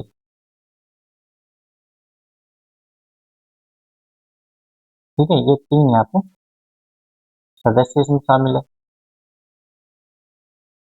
अब समस्या क्या थी वो भी देखना है। देखो इनमें जब ये संगठन बना तो कुछ समस्याएं सामने आई थी। संगठन तभी बनता है जब कोई समस्या होती है, ठीक है। जो गांव के मजदूर थे ना, उनका जो हक था या जो न्यूनतम मजदूरी थी वो नहीं मिल रही थी। जब ये बात सरपंच अधिकारी से पूछा, तो अधिकारी ने जब कागजी रिकॉर्ड थे, उन कागजी रिकॉर्ड को सरकारी गोपनीयता की बात की गई उनके आगे, कि सरकारी गोपनीयता के तहत हम ये चीजें नहीं दिखा सकते, ठीक है। अब समस्या, पहले इसकी समस्या लिख लेते हैं ताकि चीजें और क्लियर हो जाए, ठीक है। यहाँ पे समस्या क्या थी वो देख लेते हैं। समस्या थी कि जो उनकी न्यूनतम मजदूरी थी वो नहीं मिल रही थी उन लोगों को। तो गाँव, देखो मैं अपनी लैंग्वेज में ही चीजें लिखवा रहा हूँ, ठीक है, ताकि चीजें आप लोगों को समझ में आ जाए। किताबी लैंग्वेज नहीं है इसलिए। गांव के मजदूरों, गांव के मजदूरों को उनका पूरा, उनका पूरा हक, मतलब हक को यहाँ पे न्यूनतम मजदूरी लिख लेते हैं, न्यूनतम मजदूरी, ताकि और चीजें क्लियर हो जाए। न्यूनतम मजदूरी नहीं मिल रहा, नहीं मिल रहा था, नहीं मिल रहा था, ठीक है। ये समस्या थी। फिर जब नहीं मिल रही थी तो तब क्या हुआ? जब वे सरपंच या अधिकारी, या वे सरपंच या अधिकारी, सरपंच या अधिकारी, अधिक, अधिकारियों से पूछने से पूछते तो, अगर ये अधिकारी या सरपंच से पूछते तो क्या होता? तो अधिकारी कहते, अधिकारी कहते हैं कि, कहते कि कागज, कागज सरकारी गोपनीयता, कागज सरकारी गोपनीयता, गोपनीयता, गोपनीयता कानून के तहत, सरकारी कहते थे सरकारी गोपनीयता कानून के तहत, कानून के तहत गोपनीय है। क्या है? गोपनीय है, हम नहीं दिखा सकते, हम नहीं दिखा सकते, नहीं दिखा सकते। ये इनकी समस्या थी, ठीक है। फिर इन्होंने एक नारा दिया, वो नारा हम लिख लेते हैं यहाँ पे, क्या नारा था। इनके अगर नारे की बात करें, वो नारा था हमारा पैसा हमारा हिसाब और जानने का हक, जीने का हक। ये इनका नारा था। हमारा पैसा हमारा हिसाब, हमारा हिसाब, और क्या था, और जानने का हक, और जानने का हक, और जीने का हक, जीने का हक। ये इनका नारा था। ठीक है। अब यहाँ पे क्या हुआ, यहाँ पे इन्होंने गांव की जनवाई, जो गांव थे ना, वहां पे गांव गांव जा करके लोगों की बातें सुनना शुरू किया। और सुनना शुरू करने के बाद जो सरकारी रिकॉर्ड थे सार्वजनिक रूप से पढ़कर सुनाए गए, जिससे पता चला, मतलब देखो ऐसे समझ लो, जब ये अभियान चला तो बहुत सारे लोग जुड़े। जब इन्होंने जुड़े तो अपनी बातें रखी, और रखने के बाद जब इन्हें ये चीजें मिल गई तो उन्होंने वहां पे देखा कि जो सरकारी रिकॉर्ड है, सरकारी रिकॉर्ड के अंतर्गत क्या हुआ था, वहां पे जो मजदूरी उठाई जा रही थी ना, मतलब जो मजदूरी मिल रही थी, वे उन लोगों को मिल रही थी मजदूरी जो मर चुके थे। ठीक है। मतलब जो लोग मर चुके थे उनके नाम पे मजदूरी दी जा रही थी, और वो मजदूरी कहाँ जा रही थी, वो सिस्टम के अंदर ही जा रही थी। ठीक है। एक मिनट, सॉरी।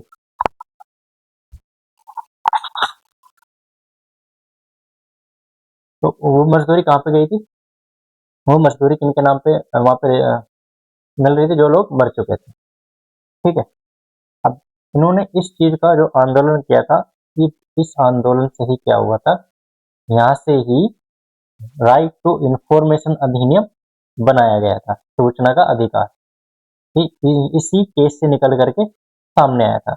आप लोग देखे होंगे कि यहाँ इन्होंने अपनी बात रखी, और पूछते थे, फिर वो गोपनीयता का सहारा लेते थे। फिर इन्होंने अपने नारे में भी कहा जानने का हक।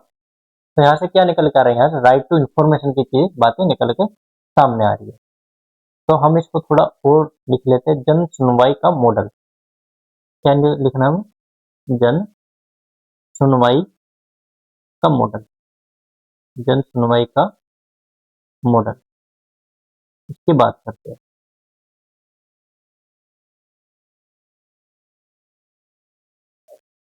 इसमें क्या था, इन्होंने गांव में जन सुनवाई शुरू की।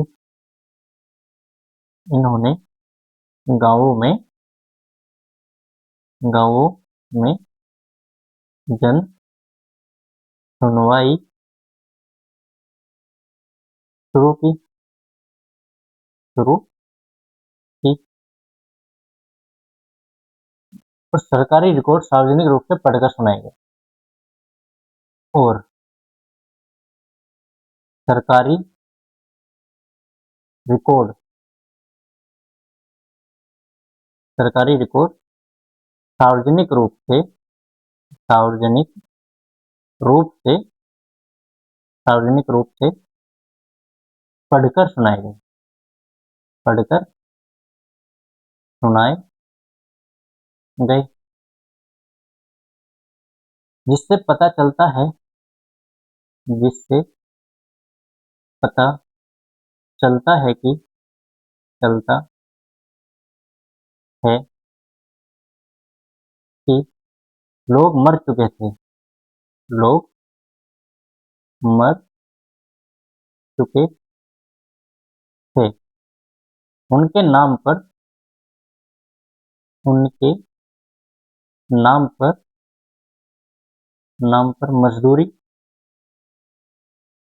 मजदूरी उठाई जा रही थी, मजदूरी उठाई जा रही थी। अब सिस्टम की लापरवाही का पता चला, यहाँ पे मजदूरी उठाई जा रही थी। इसी आंदोलन ने देश में इसी आंदोलन ने देश में सूचना का अधिकार अधिनियम बनवाया। सूचना का अधिकार अधिनियम बनवाया, अधिनियम बनवाया। और जो कब बना, 2005। अब देखो चीजें निकल के किस तरीके से बाहर आई है कि सूचना का अधिकार कहाँ बना और किस केस में बना, ये चीजें क्लियर हुई। ठीक है, सूचना का अधिकार अधिनियम बनवाया। अगर हम इसको आज से रिलेट करें तो कैसे रिलेट करेंगे वो देख लेते हैं।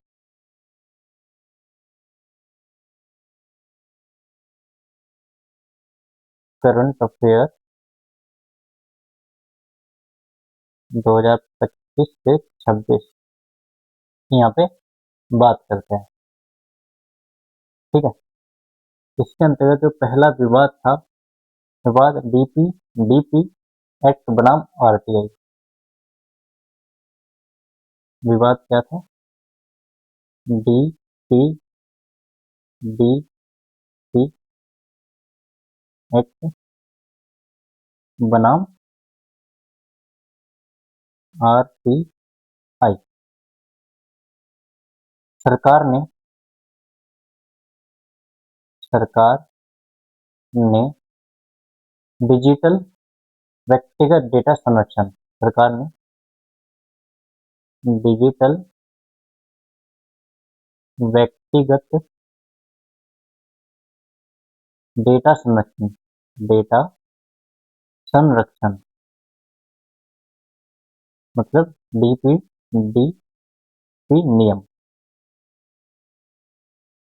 नियम 2025 लागू किया, 2025 लागू किया।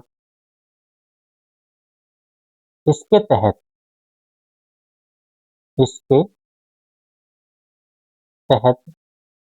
किसी भी नागरिक के, इसके तहत किसी भी नागरिक के पर्सनल डेटा जैसे सरकारी अधिकारी की संपत्ति का विवरण, जैसे सरकारी अधिकारी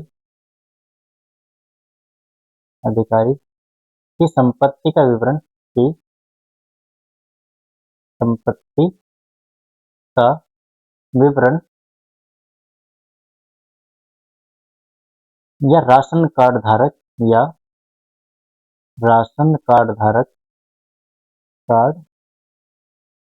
धारक की सूची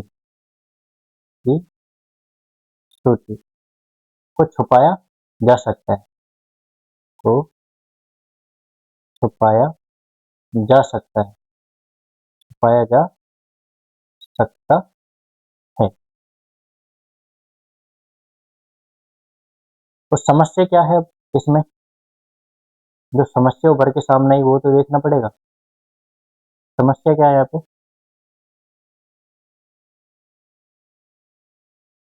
अगर समस्या की बात करें तो इसमें क्या आता है फिर, लोक सूचना अधिकारी। अब लोक सूचना अधिकारी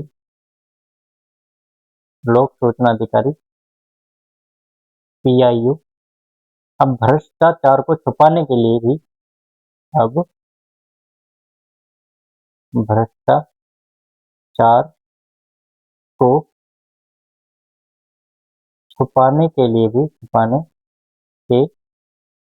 भी किसी व्यक्तिगत डेटा का बहाना छुपाने के लिए भी किसी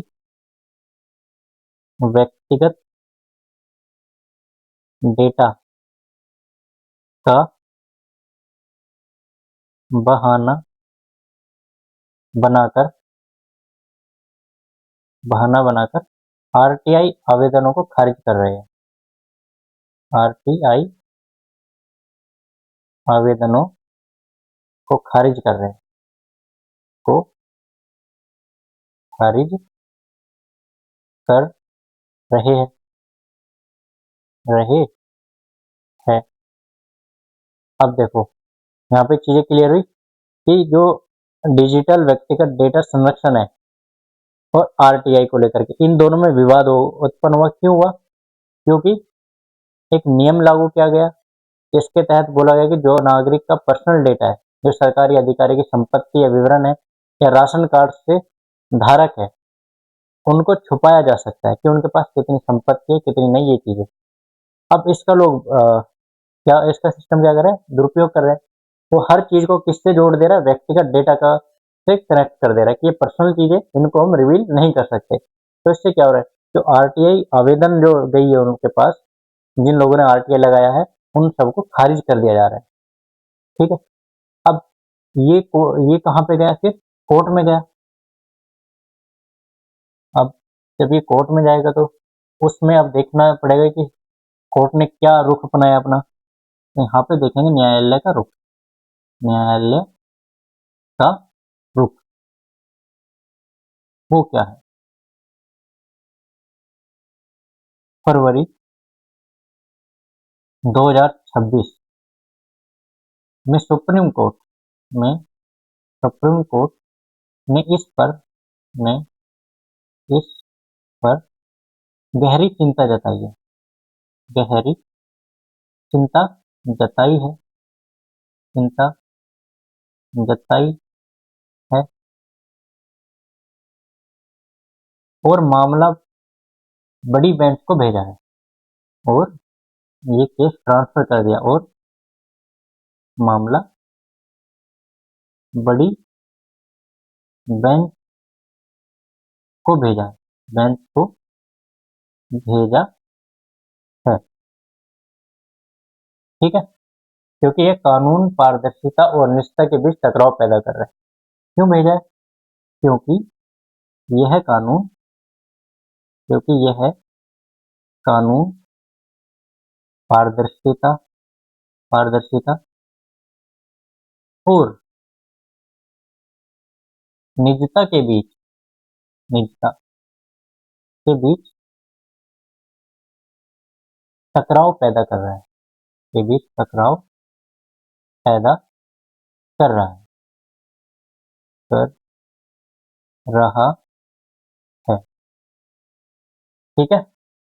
अब इतना क्लियर हुआ कि ये देखो, सबसे पहले तो ये देखो इसमें मजदूर किसान शक्ति संगठन कैसे आपस में कनेक्ट हो रहे हैं आज से, और आरटीआई कहाँ से निकल के सामने आया है और अब करंट में इससे संबंधित क्या विवाद चल रहा है। ठीक है। आज हम इस क्लास को इतना ही करेंगे। ठीक है। अभी इसमें कुछ क्वेश्चंस और बाकी है जो हम नेक्स्ट इसके पार्ट 3 में सोल्व करेंगे। ठीक है। और देखो बच्चों, जो भी है वो सब टेलीग्राम से जुड़े ताकि उनको नोट्स प्रॉपर तरीके से मिल जाए। और आज के लिए इतना ही। ठीक है।